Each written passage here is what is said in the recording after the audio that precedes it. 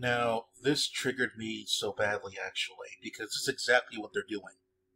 This is not a new concept, by the way. This is a very, very tested, tried and true concept. They've been doing this kind of thing as long as I've been alive, since the 80s and stuff like that. They've been doing this for a long ass fucking time, alright? So, they try to, like, shoehorn little things into the show, a children's show, to get you used to them.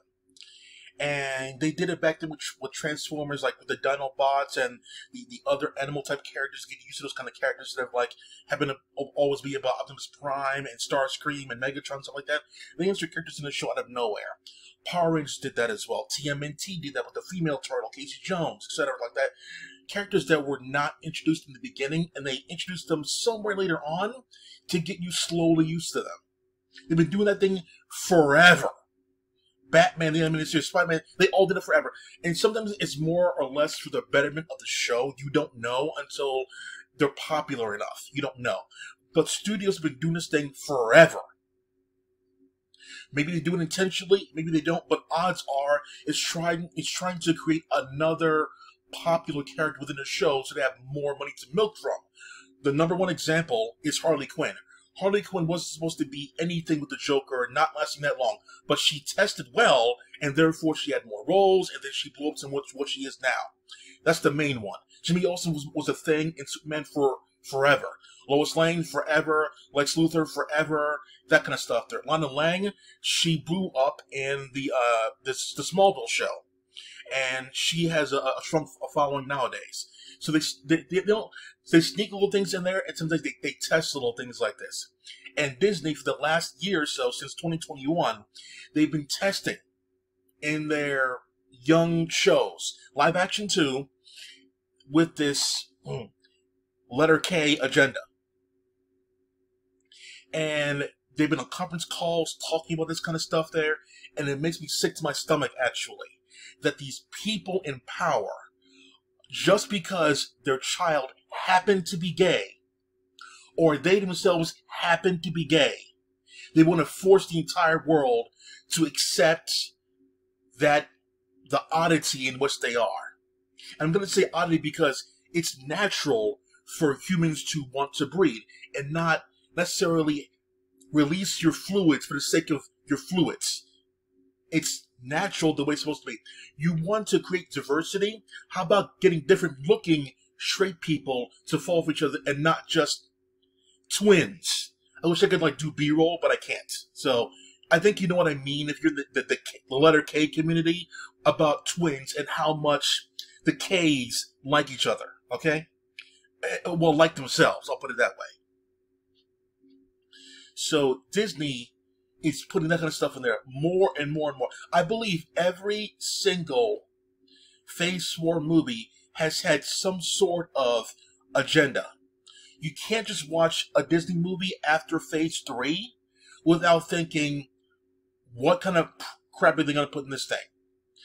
It was a woke agenda in Black Widow with making men look either subservient or evil. Doctor Strange had that girl in there who had that LGBTQDCEUXYZ pin on there. She had 2 female parents or whatever from that universe. I'm like, oh my god. Spider-Man had no letter K agenda in there, and guess what? It made a shit ton of money.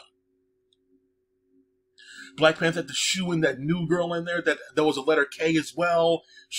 Where was she in the first picture? Exactly. She was inserted in there to push their agenda. Shang-Chi, did it have any? Not really. So I'll give you that one, but Eternals definitely did. So I think you get my point. And then we have Strange Things.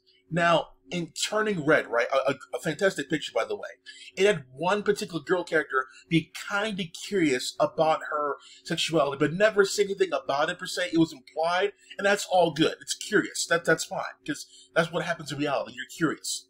You're not born K. You become K. So it was in that picture kind of subtly. And then that movie wasn't released in theaters. That, for some reason, Disney said, we're going to put that on streaming because we think that no one will like it. So that was essentially put on the streaming, even though it was at a theatrical release for like a day or two.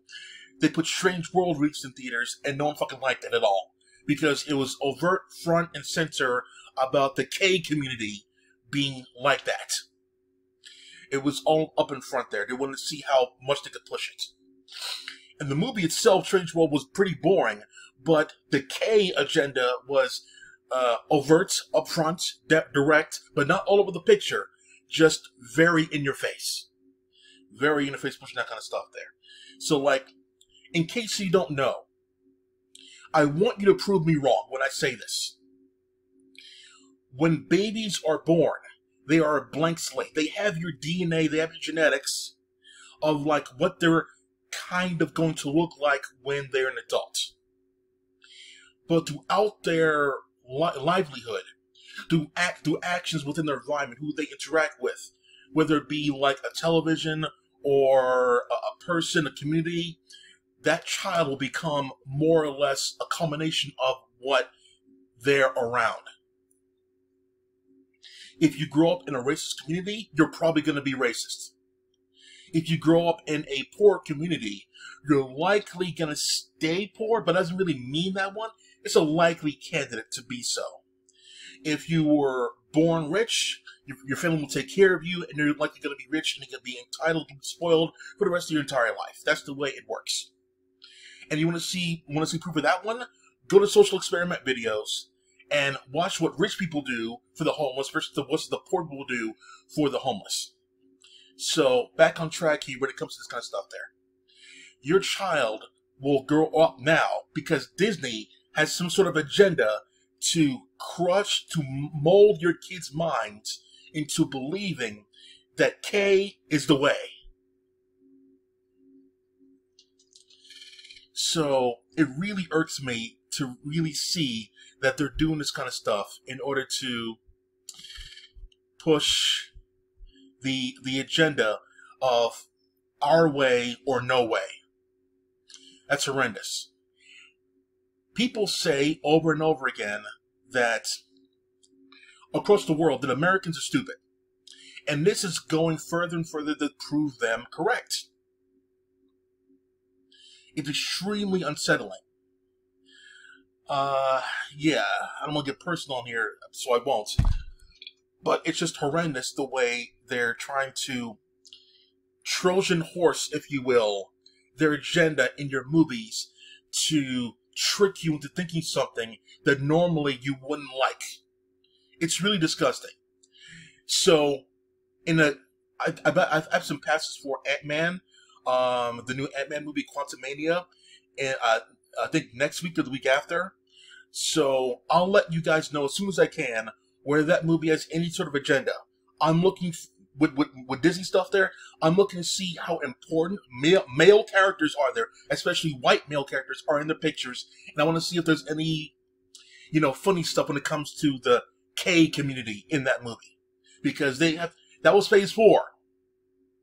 Let's see if Phase 5, which it supposedly is, has that agenda as well. Will they change the MCU signature at the beginning to signify the beginning of Phase 5? I doubt that. I think I'm going to keep it the same because of familiarity. So, when that movie comes out there, I'll likely see it early, and I'll let you guys know. Alright, that's it for now. Clack off.